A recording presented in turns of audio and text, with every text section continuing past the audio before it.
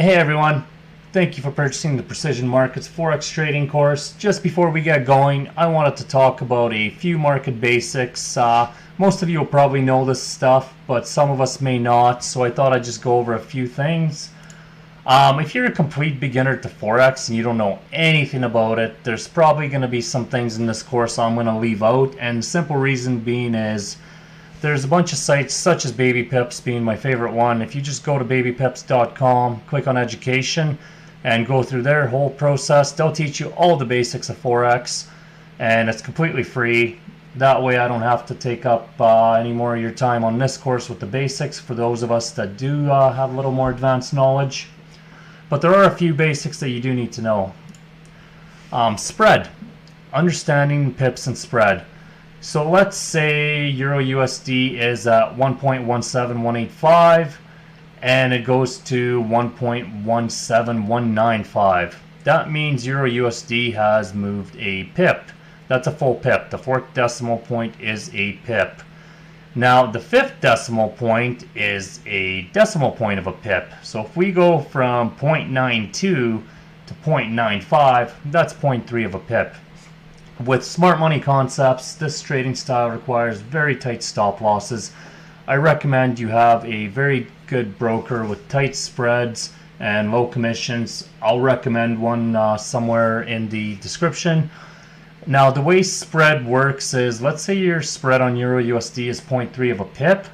When you're selling, you're going to add 0.3 of a pip to your stop loss. When you're buying, you're going to add 0.3 of a pip to your buy. You're going to front run it to make sure your order gets tapped. If the spread difference is 0.6 of a pip, you'll front run the buy by 0.6 of a pip and you'll add 0.6 to the stop loss of a sell. It's very important you get this right. You should not be trading during news. I do not recommend it one bit. If you're holding a position during news and you have zero risk in it, that's fine. By zero risk, I mean you've either paid yourself with partials or you are break even. Either way, you shouldn't have risk in the news. And the most important news are always red. If you go to forexfactory.com, anything that's red, if it affects the currency pair you are trading, I would advise waiting for the news to come out or have risk off if you are in a trade, just in case, because we never know which way news are going to go.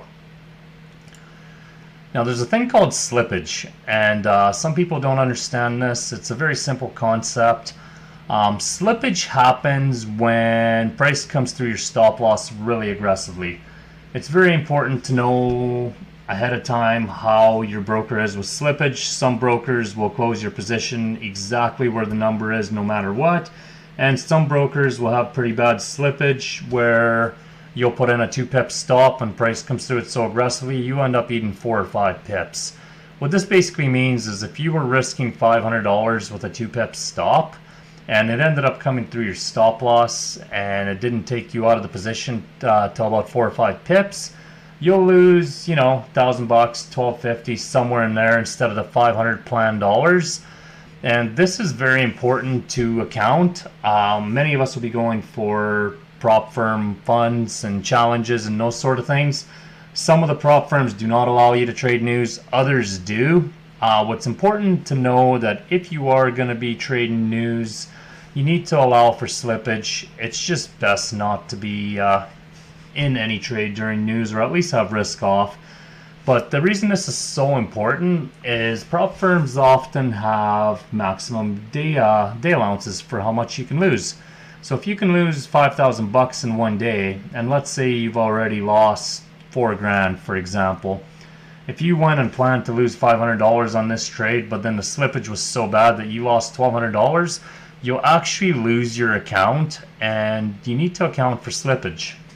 Obviously, we'll get into the risk management section where we talk about proper management, and most of you will likely stop trading after you've lost, 1.5%, 2.5% on a prop firm. That's enough. On your own account, you may choose to lose, 3 or 5% depending on the size of your account.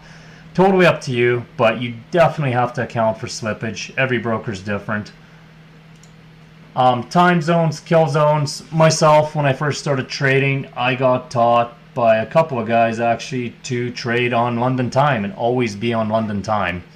And the reason being is a couple times a year, the time zones change and we go into daylight savings time, or we leave daylight savings time.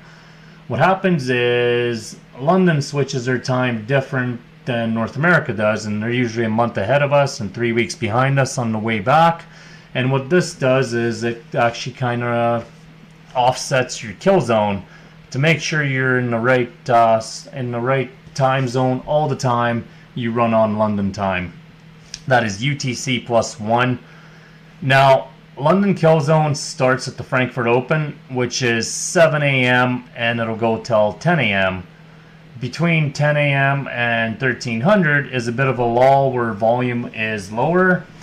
And in that lull, there's still trades, but there will be less trades due to the lower volume that are high probability. So come in New York kill zone, which is an hour before New York, which is 1300 UTC +1, which is London time. And it goes till 1600. Now, realistically, you can trade from 1300 to 1700, but 13 to 1600 is your highest volume and your highest probability. There is a Tokyo kill zone. Not many people trade Tokyo, but if you do, it is basically an hour before Tokyo opens and 2 hours on the other side of it. If you are trading Tokyo, I recommend obviously picking some Asian pairs. You know, Australian dollar, Japanese yen, New Zealand, that sort of thing, something that'll be more likely to move during that session. Now, a trading plan needs to have a couple of things, and this course will get you there. I'll show you every one of these things in detail. I'll give you my own trading plan. Whether you choose to follow it or not, it's completely up to you. My guess is you'll take my plan and refine it to what fits your own psychology. But a trading plan's got to have a morning checklist where we go through structure, pricing, protected and targeted highs and lows, premium and discount. We have entry criteria, exit criteria. We'll talk about where we'll partial out, where we'll break even. Risk management is going to change whether you're pro trend or counter trend. Same with partials. You'll have to figure out how much risk per trade idea you're willing to risk. You also got to figure out how much time you're willing to spend in the market. Are you going to sit in front of the charts for 12 hours a day? Or are you going to sit in front of the charts for 3 hours and maybe call it a day? For those of you in Europe that can trade both sessions, chances are you'll sit in front of the charts for a couple hours, leave, and come back. What I'm getting at is you don't want to be in front of the charts for 12 or 14 hours, because the idea of trading is freedom, and there's no freedom if you're a slave to the charts. With that being said, time spent in the markets also means how many wins are you willing to walk away at? How many losses are you willing to walk away at? How much percentage are you willing to lose per day or per week before trading is done for you? All of these things got to have a plan in place, because trading is very systematic, meaning that you need to create a system and you need to repeat this system over and over and over. Now, if something in your system's not making you profitable, you keep switching things out till you get profitable, and then you just rinse and repeat. And that's ultimately what trading is all about, is having higher probability setups and having proper risk management. You're basically getting paid to wait and wait and wait, and you're ultimately waiting for the highest probability setups. So that may mean you might have 3 or 4 trades one day and 0 trades the next day, or whatever the case may be. We don't force the market, we let the market come to us. Now, the last thing I want to touch on is journaling.